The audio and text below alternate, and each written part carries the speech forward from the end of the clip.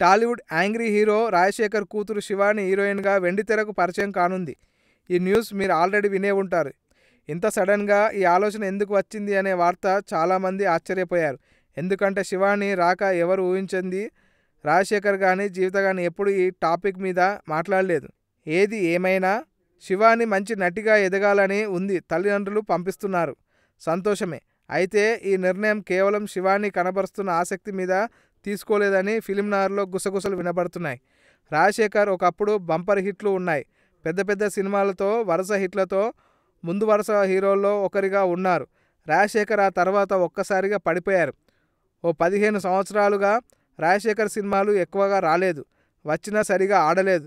కొంత గ్యాప్ తర్వాత గరుడవేగ అనే సినిమాతో రాజశేఖర్ ముందుకు వస్తున్నారు. ఈ సినిమాకి కూడా రాజశేఖర్కి దక్కిన పారితోషికం చాలా తక్కువంట.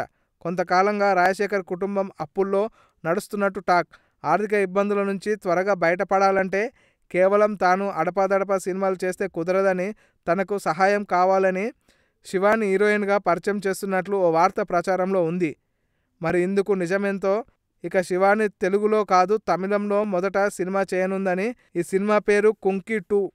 ఈ వీడియో మీకు నచ్చినట్లయితే సబ్స్క్రైబ్ చేయండి. ఫిలిమి స్టార్స్ బోలెడంత న్యూస్ బోల్డ్గా.